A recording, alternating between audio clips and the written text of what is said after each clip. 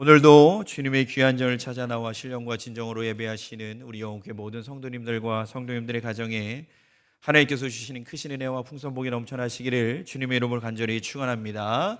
우리 옆에 계신 분들하고 인사하겠습니다. 잘 오셨습니다. 은혜 받는 시간 되시길 바랍니다. 잘 오셨습니다. 은혜 받는 시간 되시길 바랍니다. 명절은 잘 보내셨습니까? 네, 저는 죽지 않고 살아서 돌아왔습니다. 지난 설 명절 동안 우리 청년들과 함께 말레이시아에 있는 로캄 교회의 선교 사역을 무사히 잘 마치고 돌아왔습니다. 우리 성도님들께서 기도해 주시고 또 물질적으로도 후원을 해 주셔서 그곳에서 하나님의 사랑을 함께 아주 많이 나누고 돌아왔습니다. 너무나 감사드립니다. 모든 청년들 건강하게 무사히 많은 은혜 가운데 잘 돌아왔다라는 감사의 인사를 우리 성도님들에게 전해드립니다. 저희가 찾아갔는데요, 로캄 교회는 여전히 그 자리에서 교회로서의 아름다운 역할과 사명을 잘 감당하고 있었습니다.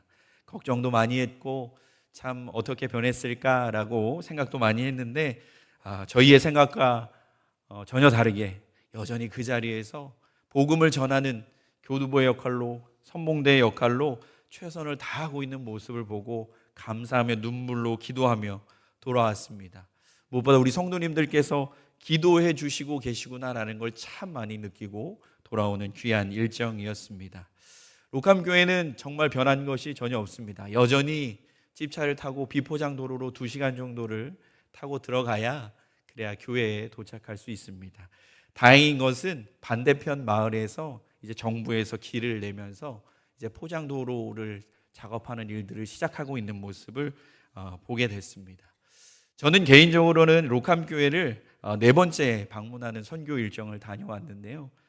매번 같을 것만 같지만 항상 갈 때마다 하나님이 새로운 은혜로 채워주시고 또 우리에게 새롭게 기도할 수 있는 기도 제목을 주신다라는 것을 또 느끼며 돌아왔습니다. 특별히 우리 청년들이 참 눈물로 많이 기도하면서 하나님의 귀한 사랑을 참 많이 느끼고 돌아왔습니다.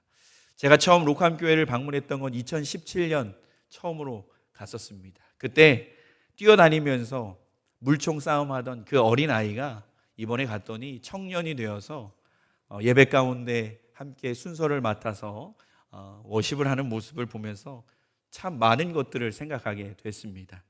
교회 안에서 성장했던 그 작은 영혼이 조금씩 믿음이 성장하고 변화되어서 이제는 한 교회에서 큰 일을 감당할 수 있는 소중한 사람이 되었다라는 것이 정말 우리에게도 많은 것을 느끼게 하는 그런 순간이었습니다.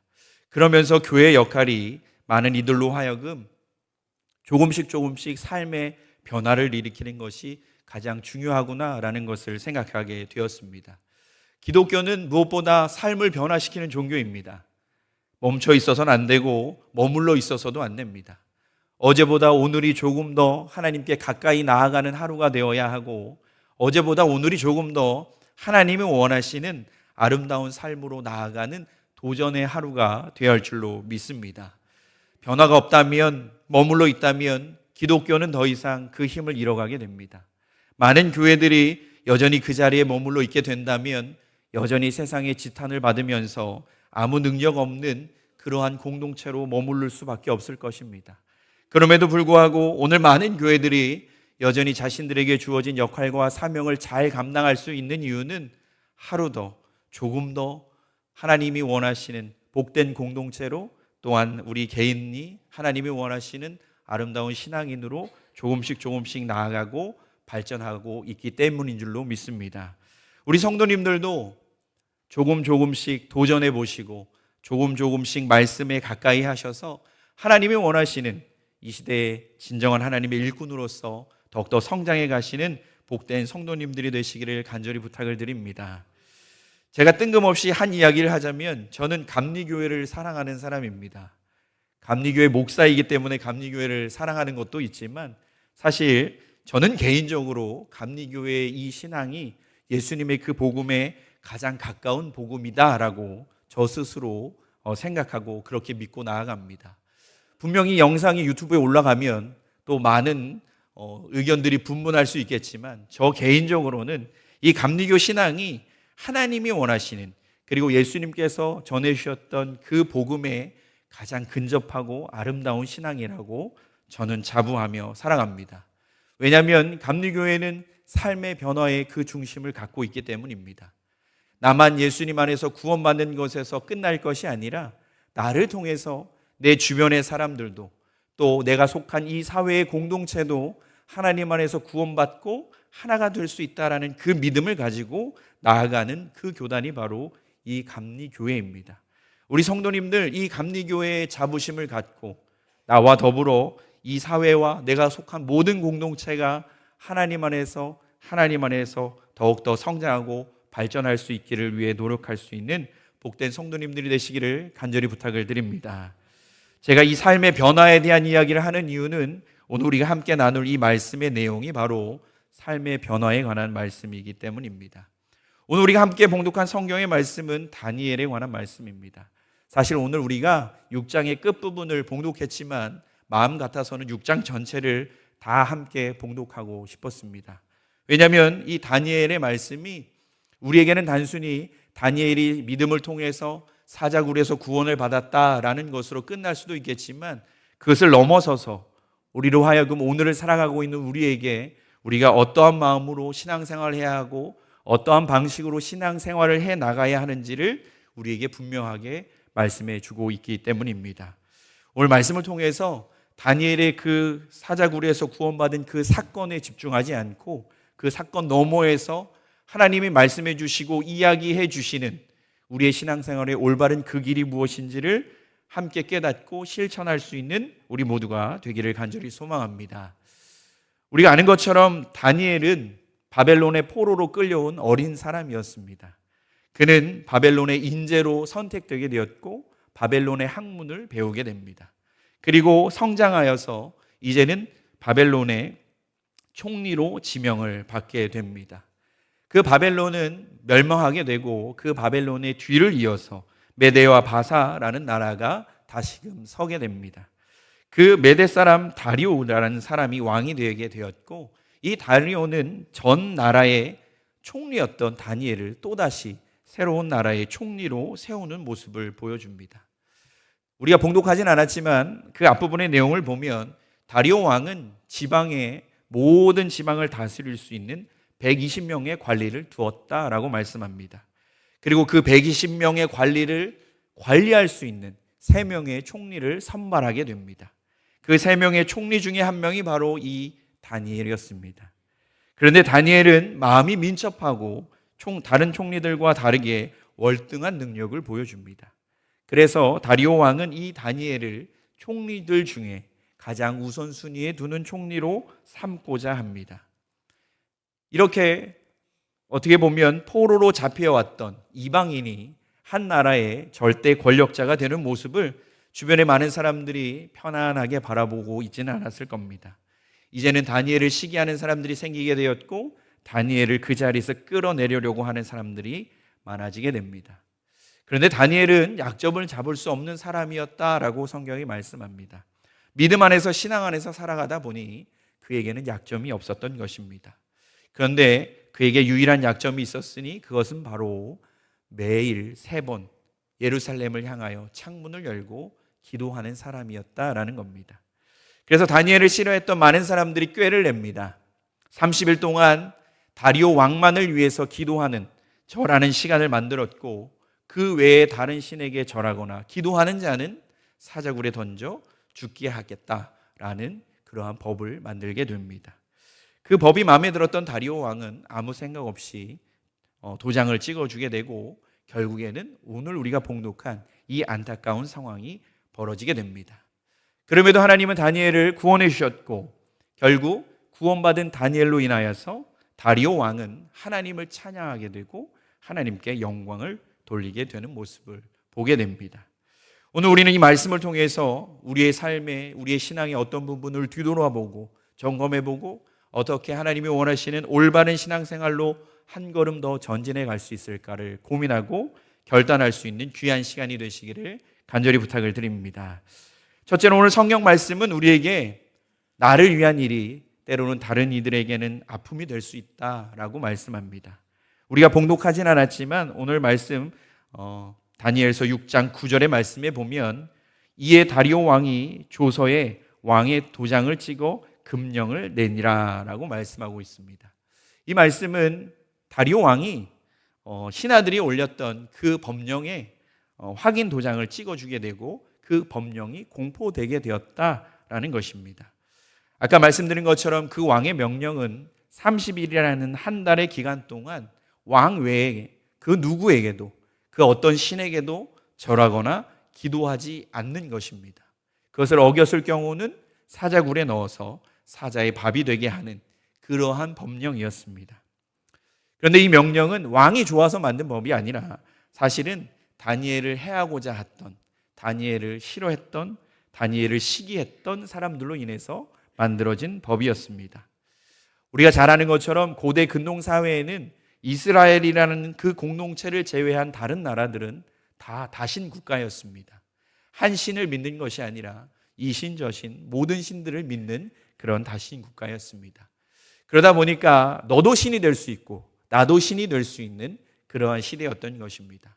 그러한 때에 다니엘을 시기했던 사람들이 모여서 다리오 왕에게 제안하기를 왕도 신이 될 수 있으니 신처럼 30일 동안 경배받기를 원하는 것은 어떻습니까? 라는 요청을 하게 됩니다. 이에 다리오 왕은 내가 신이 된다면 얼마나 좋겠느냐라는 생각에 아무런 거리낌 없이 그 왕의 조서에 도장을 찍어서 공포하게 되었다라는 것을 알게 됩니다. 그런데 문제는 이 왕의 명령이 곧 다니엘을 힘들고 아픔으로 몰아내게 되는 결정적인 계기가 되었다라는 것입니다. 사실 오늘 성경을 자세히 보면 다리오 왕은 다니엘을 매우 사랑했던 사람입니다. 너무나 소중히 여겼던 사람입니다. 그는 자신에게 절하지 않는다는 이유로 화가 나서 다니엘을 잡아다가 사자굴에 넣은 사람이 아니었습니다. 성경을 자세히 보면 다리오 왕은 자신이 공포한 법을 어길 수 없어서 어쩔 수 없이 다니엘을 잡아다가 사자굴에 넣는 모습을 보여주게 됩니다. 그리고 자신도 어쩔 수 없는 상황에서 다니엘이 섬기는 하나님께서 그 다니엘을 구원해 주실 것을 요구하며 간청하는 모습도 보여주게 됩니다. 다니엘을 사자굴에 넣고 사자굴의 입구를 막은 후에 다리오 왕은 궁으로 돌아가서 근심하며 밤이 새도록 금식했고 오락을 금하며 잠을 자지 않았다라고 성경은 말씀합니다. 그만큼이나 다리오 왕은 다니엘을 매우 사랑했습니다. 그런데 다리오 왕은 잠깐의 자신을 신처럼 섬겨주겠다라는 그 잠깐의 욕망에 넘어간 나머지 그 모든 자신이 아끼고 사랑했던 다니엘을 잃을 뻔한 이 안타까운 상황에 놓이게 된 것입니다. 나에게 좋은 것이라고 생각했고 나에게 이득되는 것이라고 생각했고 내가 하고 싶은 것이라고 생각해서 그것을 아무렇지도 않게 선택하는 순간 이 모든 아픔의 결과가 시작되게 된 것입니다. 우리의 삶도 우리의 신앙생활도 마찬가지입니다. 나에게 좋은 것, 나에게 편한 것, 내가 원하는 것을 아무렇지도 않게 쉽게 선택하다 보면 그 결과는 내가 소중하게 여기고 내가 사랑하는 누군가에게 또한 아픔과 상처가 될 수 있다라는 것입니다. 그래서 우리의 신앙생활은 철저하게 나 중심이 아니라 우리 중심, 하나님 중심이 되어야 하는 것입니다. 내가 하고 싶은 말이라고 그냥 쉽게 할 것이 아니고 내가 할 수 있는 행동이라고 내가 쉽게 하는 것이 아니라 하나님이 기뻐하실까? 아니면 혹은 나로 인해서 누군가가 상처받고 아픔 가운데 거하게 되진 않을까? 고민하고 기도함으로 우리는 말하고 행동할 수 있는 자들이 되어야 할 줄로 믿습니다. 저는 많은 분들이 믿지 않으시겠지만 제 아들을 사랑합니다. 네. 그런데 그 사랑하는 이유가요, 저를 너무 외형적으로 많이 닮아서 사랑하는 게 아니라 제 아들이기 때문에 사랑하는 겁니다. 어떻게 생겼든 어떻게 살아가든 제 자녀이기 때문에 사랑하는 겁니다. 그런데 어느 순간 제 아들이 성장해 가면서 이 사춘기를 맞이해서 그런지 제가 원하지 않았던 말이나 행동을 하기 시작하는 모습을 보게 되었습니다. 요 녀석 이런 말을 하면 안 되는데 혼내야 하나 어떻게 가르쳐야 하나 생각하면서 고민하게 되는 때를 맞이하게 됐습니다. 그런데 조금씩 쳐다보다 보니까, 아들의 행동을 바라보다 보니까 그 행동과 그 말, 누구의 행동과 누구의 말이겠습니까? 저의 말과 저의 행동이었습니다. 아, 부모의 잘못이구나. 내가 편한 대로 말하니까, 내가 하고 싶은 대로 행동하니까 우리의 자녀들이 아무렇지도 않게 그걸 그대로 배워서 그대로 행동하는구나 라는 생각이 들었습니다. 그때부터 조심해야겠다라는 생각을 하면서 말도 행동도 절제하며 조심하며 살아가야겠다라고 저 스스로 결심했습니다. 그래서 요즘에는 아들 앞에서 화도 내지 않고 짜증도 내지 않고, 그리고 좋은 얘기, 격려의 말, 위로의 말을 하려고 노력합니다. 왜냐하면 내가 사랑하는 내 자녀가 혹시라도 잘못된 길로, 잘못된 삶의 습관을 갖게 될까 무섭고 두렵기 때문입니다. 사랑하면 양보할 수 있고, 사랑하면 손해볼 수 있는 것입니다. 사랑하는 이와 데이트를 하는데 이야기하기를, 오늘 내가 너보다 데이트 비용을 500원 더 썼어 라고 말하는 사람이 과연 있겠습니까? 이거는 그냥 우리 헤어지자라고 얘기하는 것과 같습니다. 사랑하는 사람과 함께 할 때에 손해보는 건 당연한 것입니다. 아니, 사실 손해라고 생각하지도 않습니다. 우리 성도님들께서도 자녀들을 키워보셨겠지만, 자녀들을 키우실 때 오늘 옷 산 거 얼마, 오늘 문제집 사준 거 얼마 다 기록하지 않습니다. 나중에 내가 다 받을 거야 라고 생각하면서 돌려받기를 소망하면서 그것을 적어두지 않습니다. 왜냐하면 사랑하기 때문에 우리의 자녀들에게 다 그냥 줄 수 있는 것입니다. 우리는 사랑하는 자들을 위해서 모든 것을 줄 수 있고 줄 수 있는 자가 되어야 합니다. 그런데 우리는 내 이웃을 내 몸과 같이 사랑하라 라는 예수님의 말씀을 알면서도 실천하지 못하며 살아갈 때가 많습니다. 내 몸처럼 내 이웃을 사랑해야 하는데 그저 내 마음대로 이야기하고 내 생각대로 행동하고 내가 편한 대로 살아갈 때가 너무나 많다라는 겁니다. 우리는 하나님 안에서 우리 주변의 많은 이들을 사랑하는 마음으로 내가 더 절제하고 조심하며, 내가 원하는 건, 내가 뜻하는 건 내 생각이 아니라 하나님이 원하시는 것을 이야기하고 행동할 수 있기를 위해 살아갈 수 있는 우리 모두가 되기를 간절히 소망합니다. 교회에서 말 못하는 사람은 없습니다. 누구나 다 말할 수 있습니다. 그리고 내 마음대로 이야기할 수도 있습니다. 내 마음대로 행동할 수도 있습니다. 그러나 그것은 하나님께서 원하시는 올바른 신앙생활의 모습은 아닙니다. 우리 모두가 함께 공유할 수 있고 우리 모두가 함께 사랑을 나눌 수 있는 그 말과 그 행동, 그것이 우리를 올바른 신앙의 길로 인도하는 가장 소중한 것임을 잊지 않고 살아갈 수 있는 우리 모두가 되기를 간절히 소망합니다. 둘째로, 오늘 성경 말씀은 우리에게 기도에 올곧은 사람이 되어야 한다라고 말씀합니다. 우리가 봉독하진 않았지만 10절 말씀에 보면 다니엘이 이 조서에 왕의 도장이 찍힌 것을 알고도 자기 집에 돌아가서는 윗방에 올라가 예루살렘을 향한 창문을 열고 전에 하던 대로 하루에 3번씩 무릎을 꿇고 기도하며 그의 하나님께 감사하였더라라고 말씀해 주고 있습니다. 다니엘은 그 왕의 조서의 내용이 어떤 것인지 너무나 잘 알았을 것입니다. 그는 총리였기 때문이죠. 그리고 그 조서의 내용을 어겼을 경우 어떠한 징계가 내려질 것인지도 그는 분명히 알았을 것입니다. 자신을 해하려고 하는 사람들이 어떠한 무리였는지도 알았을 것이고 그는 모든 상황을 다 파악하고 있었을 것입니다. 다니엘은 평생에 5명의 왕을 섬긴 총리였습니다. 돌아가는 정치적인 상황, 모든 것들을 다 이미 파악하고 있었을 것입니다. 그럼에도 불구하고 다니엘은 여전히 전에 하던 대로 예루살렘을 향하여 창문을 열고 기도하고 있습니다. 얼마나 멋진 신앙의 모습입니까?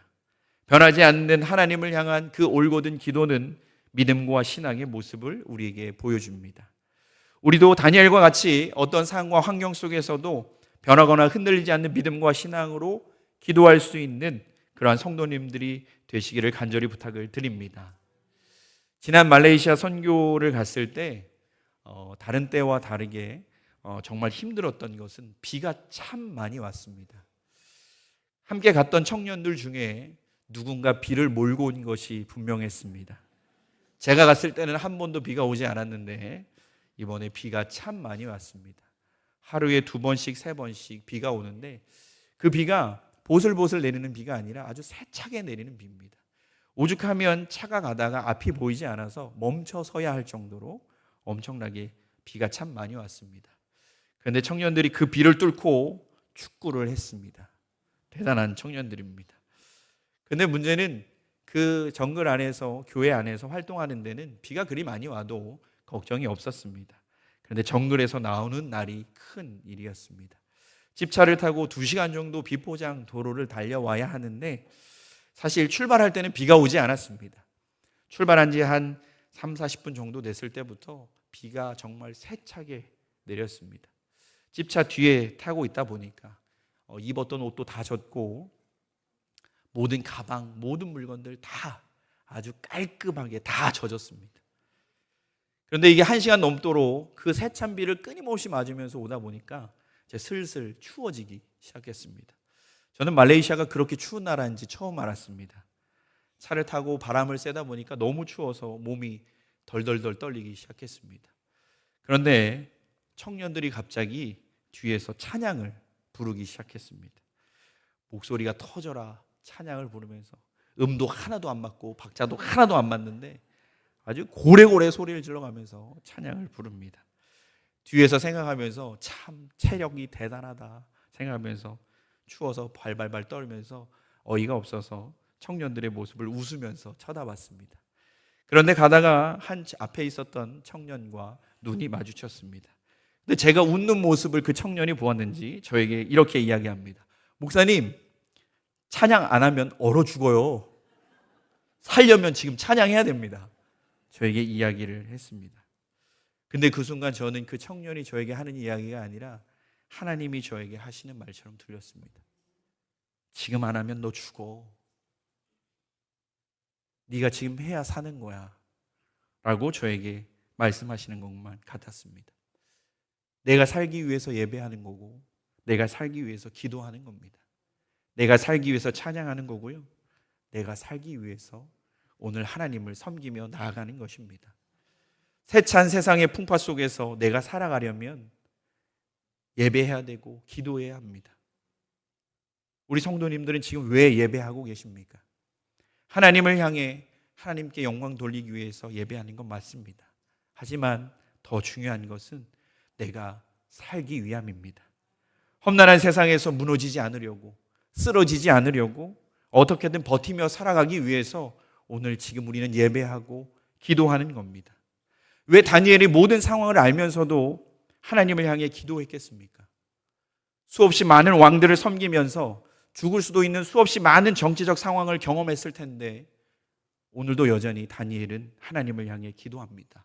왜냐하면 그 이국 땅에서 다니엘이 유일하게 살아남을 수 있는 방법은 하나님께 기도하는 것이었기 때문입니다.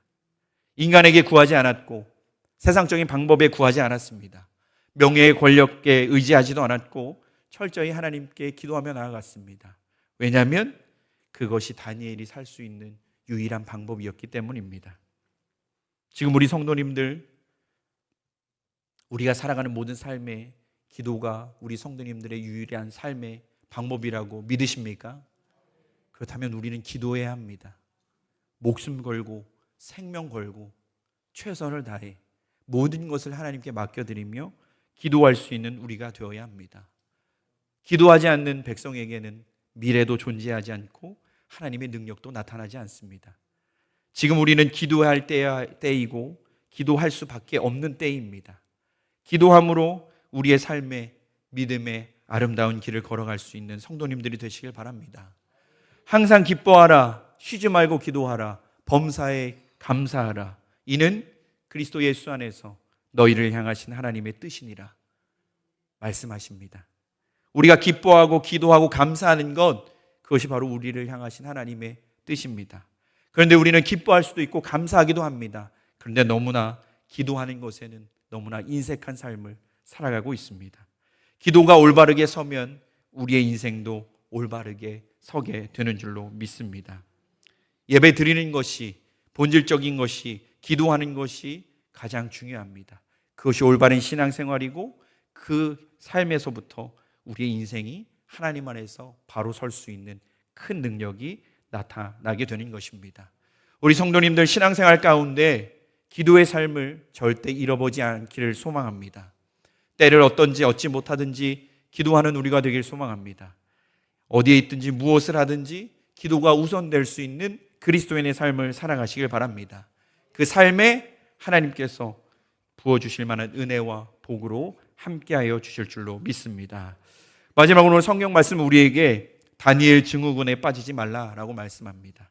오늘 말씀 24절에 보면 왕이 말하여 다니엘을 참소한 사람들을 끌어오게 하고 그들을 그들의 처자들과 함께 사자굴에 던져넣게 하였더니 그들이 굴 바닥에 닿기도 전에 사자들이 곧 그들을 움켜서 그 뼈까지도 부서뜨렸더라 라고 말씀합니다. 하나님께서는 다니엘을 구원해 주셨고 그 사자굴에서 건져 주셨습니다.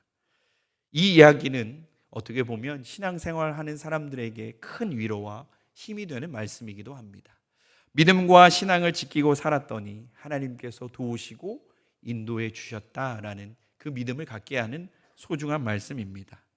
그런데 중요한 것은 많은 이들이 이 말씀을 하나님께서 그 억울함을 갚아주셨고 그 다니엘의 모든 그 것들을 다시 회복시켜 주시면서 다 보복시켜 주셨다라고 생각합니다. 그러나 더 중요한 것은 다니엘을 하나님께서 회복시켜 주시고 도와주셨다라는 것을 넘어서서 오늘 26절의 말씀이 우리 가운데 새겨져야 합니다. 26절의 말씀에 보면 다리오 왕은 이 다니엘 사건으로 말미암아 조서를 새롭게 내리게 되는데 그 조서에는 자신의 신앙 고백이 담겨지게 된 것입니다. 이 모든 사건의 결말은 다니엘의 개인적인 복수로 마무리된 것이 아니라 하나님의 살아계심을 많은 이들이 경험하고 느끼게 되었다라는 것이 가장 중요한 것입니다. 한 나라의 왕이었던 다리오 왕은 이 사건을 통해 하나님을 보게 되었고 하나님을 두려워하게 되었고 하나님을 인정한 그 모습을 보여주게 됩니다. 다니엘이 사자굴에서 구원받은 사건은 결국 다니엘과 함께 했던 주변의 많은 이들이 다니엘이 하나님께 찬양하고 영광 돌리는 이 사건으로 마무리되어져야 하는 것입니다. 우리는 신앙생활하면서 하나님은 개인적인 복수극을 만들어 가시는 그러한 작가로 만들 때가 많습니다. 하나님은 절대 그런 분이 아니십니다. 하나님은 개인적인 복수를 위해 하나님의 사건을 만들어 가시는 분이 절대 아니십니다. 하나님은 우리를 통한 모든 역사 가운데 우리의 삶을 통해 우리 주변에 하나님이 살아계시고 하나님이 여전히 역사하고 계심을 보여주기를 원하시는 분이십니다. 그래서 우리는 우리의 모든 것들을 통해서 나의 억울함이 해결되기를 바라고 나의 억울함을 복수해 주시기를 소망하며 기도하는 것이 아니라 우리의 삶을 통해서 하나님께서 하나님의 사랑을 전할 수 있는 소중한 기회가 되고 우리가 그 일꾼이 되기를 소망하며 기도할 수 있는 우리가 되어야 할 줄로 믿습니다.